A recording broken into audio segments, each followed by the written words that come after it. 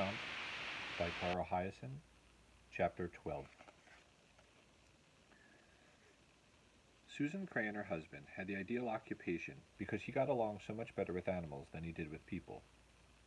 Sometimes that included his own family. "Let me get this straight," Wahoo said curtly to his father. "You went into the water." "That dumb goon threw me." "With the cell phone in your pocket? Seriously?" "He was way out of line, telling me I don't know a dead gator from a live gator." Wahoo tossed another branch on the fire. "Fantastic, Pop. Now we're in the middle of nowhere, without a phone." Mickey seemed unconcerned. We can always borrow your girlfriend's." "Not to call China, we can't," said Wahoo. "And she's not my girlfriend." The Crays had pitched their own small camp away from the TV crew because Mickey didn't want to be around Derek Badger. Deep in the hardwoods, they were shielded from a breeze that would have otherwise kept away the mosquitoes. Now they were losing blood by the pint to the ravenous swarms. Wahoo had set up a separate pup tent for Tuna, who poked her head out and said, "I hear you two characters talking about me." Mickey didn't miss a beat. "Does your cell phone have one of those international chips? Don't worry, I got a credit card." Barely, thought Wahoo. Tuna pointed up at the clouds. "No signal way out here, Mr. C. Maybe when we're back at the dock."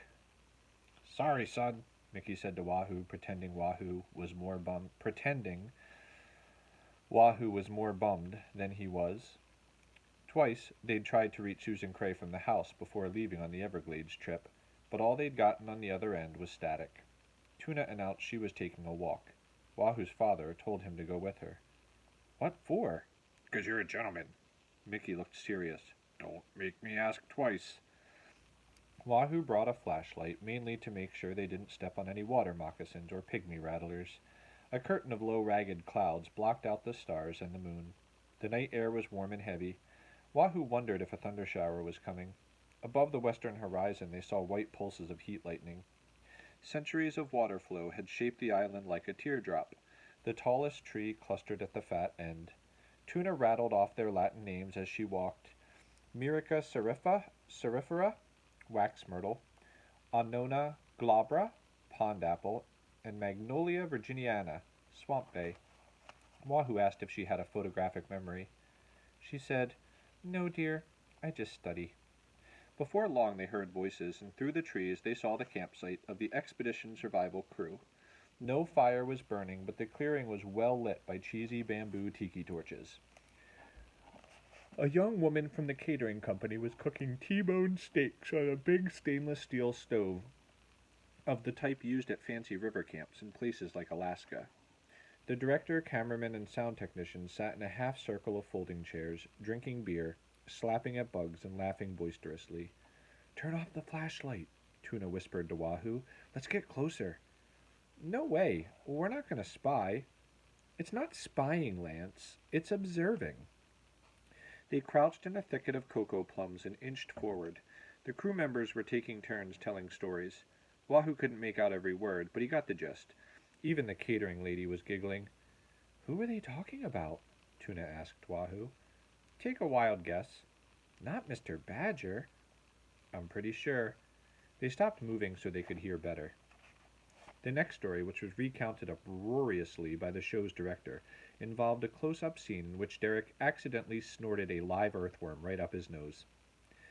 "They make him sound like he's a horse's butt," Tuna whispered cheerlessly.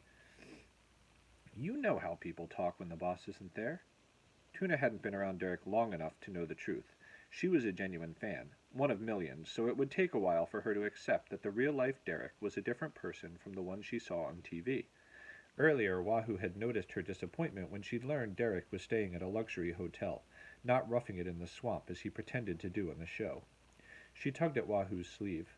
"Somebody's coming." "Be still." One of the cameramen had left his chair and was cautiously making his way into the unlit wooded area where Wahoo and Tuna were hiding. He was only a few steps away when he stopped beside a bay tree and began to unzip his pants. "Oh no," thought Wahoo, "not here." In the shadows, he couldn't see Tuna's expression, but he could sense her alarm. He touched her arm so she would stay calm. If the two of them were caught snooping, Raven would immediately fire Mickey, just as she'd threatened to do. Tuna gently pushed Wahoo's hand away. Next she did something completely unexpected. She grabbed one of the cocoa plum bushes and began to shake it. The cameraman, who was about to relieve himself, froze at the rustling noise in the darkness. Tuna wasn't finished. She let out a low, rising growl that an untrained ear could easily have taken for an unhappy bear, or an ill-tempered bobcat, or even a mama panther. With a yelp, the cameraman wheeled and took off running for the campsite, crashing out of the tree line at full speed. "Something big's out there!" he hollered to the other crew members. "I heard it!" A wave of laughter followed, for the frightened fellow had neglected in retreat to pull up his zipper. Tuna said, "That was seriously rude. He almost peed on our heads." Wahoo was on edge. "Let's get out of here." "Wait a minute, he dropped something." "Come on, Lucille, before one of the others needs a potty break." "I said hold on." She darted up to the bay tree and snatched an object off the ground. Wahoo, who was already slipping away, heard twigs cracking as she hurried to catch up. Only when they were safely out of sight deep in the trees did he turn on the flashlight to see what the cameraman had left behind. "What is this?" Tuna asked, ruffling the pages. "Some sort of book?" Wahoo took it from her and held the cover sheet up in the narrow beam of light. He said, "It's not a book, it's a script." The title, printed on the first page, was Expedition Survival, Episode 103, Florida Everglades. Tuna gave Wahoo an inquiring glance. "Guess we ought to give it back, huh?" "For sure," he said. "First thing tomorrow." She chuckled. "But tonight you're going to read it, aren't you?" "Don't lie to me, Lance." "Oh, I'm absolutely going to read it," he said. What better way to prepare for another Derek Badger fiasco?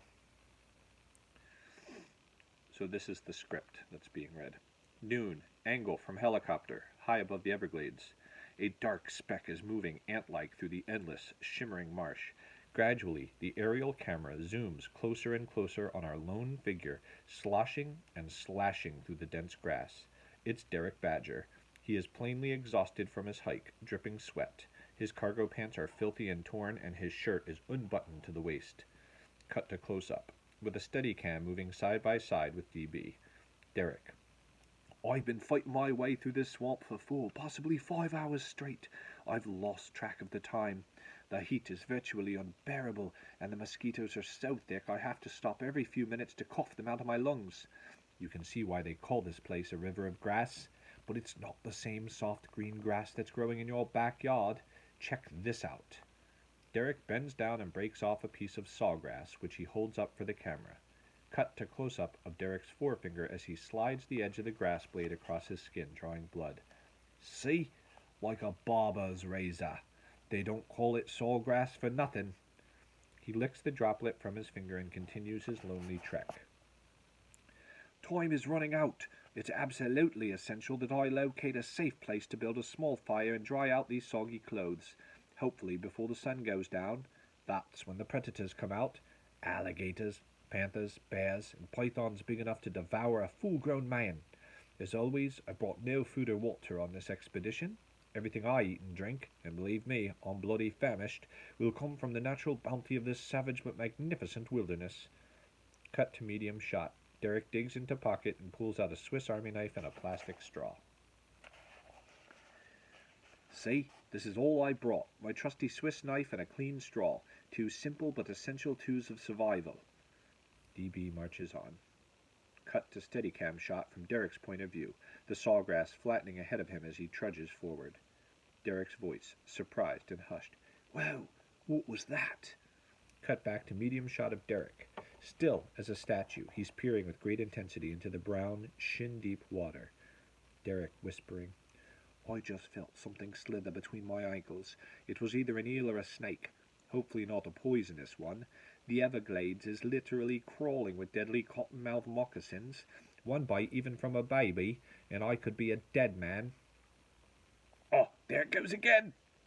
Derek drops to his knees with a splash. He stabs both arms into the murky water, probing and groping until... "Gotcha!" He pops to his feet, holding up a very confused, very angry... blank.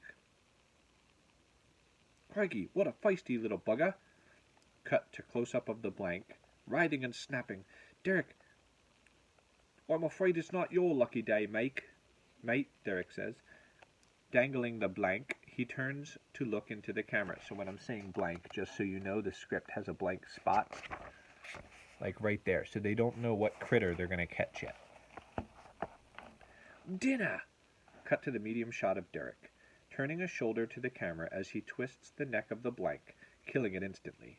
He coils its limp body and places it in a pocket of his cargo pants, then he resumes his journey. Derek says somberly, I get no pleasure from taking the life of any wild creature, but if I don't eat, I won't have the strength to keep going. When you're in a desperate survival situation, you must do whatever it takes to stay alive. Hovering above, the helicopter-mounted camera pulls back its focus until once again Derek is a speck on the savannah, which unfolds in all directions as far as the eye can see. He is completely alone. Wahoo slapped the script close. I can't show this to Pop. He'll go ballistic. Tuna looked bothered. What kind of animal is the blankety-blank supposed to be? Whatever's handy. A snake, a frog, a turtle. You've seen the show. Derek always fries up something. They were hunkered by the dwindling campfire and using the flashlight for reading. Mickey Cray snored in his tent.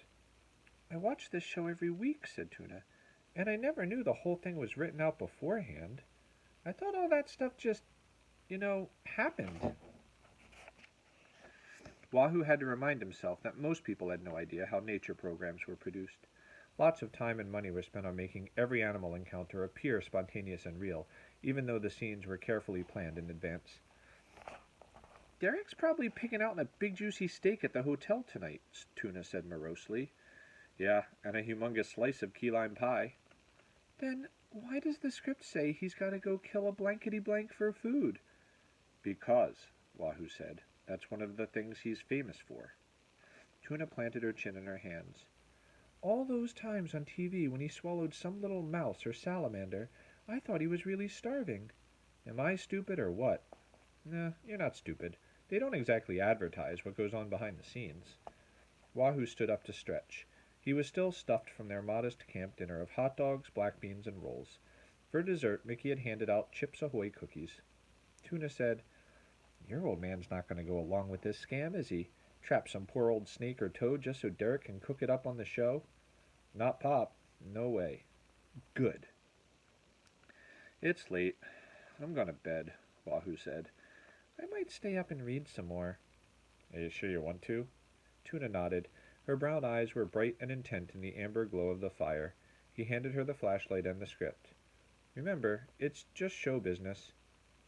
Not to me, she said. When Derek Badger became agitated, he sometimes misplaced his fake Australian accent. You call this lobster? He snarled at the attendant who delivered his dinner to the hotel room.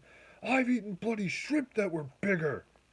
The man mumbled an apology, covered the tray with a silver lid, and rolled the cart out the door. And next time, bring me a real one from Maine, Derek barked after him. The star of Expedition Survival was marinating regally in the jacuzzi, which had a grand window view of Biscayne Bay and Miami skyline. All evening he'd been thinking about the Everglades show, specifically how to make it the most thrilling, hair-raising episode in the history of reality TV. Derek was highly motivated to do something spectacular. His contract with the Untamed channel expired soon, and his agent was bargaining to get him a new 3-year deal for a lot more money, and he definitely needed it. During the off-season, he'd purchased a 99-foot yacht that was currently being refurbished at a boatyard in West Palm Beach. Among the additions were a billiard parlor, a mini movie theater, and a gymnasium that Derek probably would never use. It was an extremely expensive project, more expensive than he'd ever dreamed. Just painting a new name on the yacht's transom. He was calling it the Sea Badger. Cost $1,800. Those cheap weasels at the network had offered to renew Derek's contract with a 10% raise that he considered highly insulting, and well below what was necessary to maintain the proper lifestyle of an international television star, and now yachtsman. That's why the Everglades episode had to be his best ever, a blockbuster.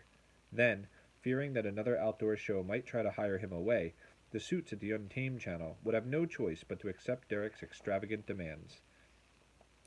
The scene with Alice the alligator had turned out marvelously terrifying, By now, Derek had replayed the clip at least 20 times, and he felt inspired to make the rest of the program equally memorable. Lolling in the jacuzzi tub, watching the jets of water make his belly quiver like a bowl of vanilla pudding, he envisioned many future talk show appearances for himself, captivating Jay Leno or Anderson Cooper with breathtaking tales from the Florida swamp. Most people who were nearly drowned by a 12-foot gator would feel grateful to be alive and not eager to repeat the foolhardy behavior that had gotten them into that situation. No such contemplations entered the mind of Derek Badger as he sipped French wine and admired through soapy toes the twinkling lights of downtown Miami. His reckless brush with death actually made him feel invincible. Iron-hearted. Indestructible. "Here's to Alice," he said, raising his glass in a private toast. The decision not to use any more of Mickey Cray's animals was risky, but risk was exactly what Derek desired. He knew that wild critters were more aggressive and unpredictable than captive ones. The disappointing python scene was a prime example. Cray's lazy snake was about as fierce as a garden hose. To capture maximum drama on video, Derek wanted the real deal, wild and raw. The caution and common sense that would govern the actions of a clear-thinking person were in his case overpowered by a blinding hunger for more fame and wealth. He was very much looking forward to being poked, stung, scratched, clawed, chewed, and chomped by authentic denizens of the Everglades. And he would get his wish.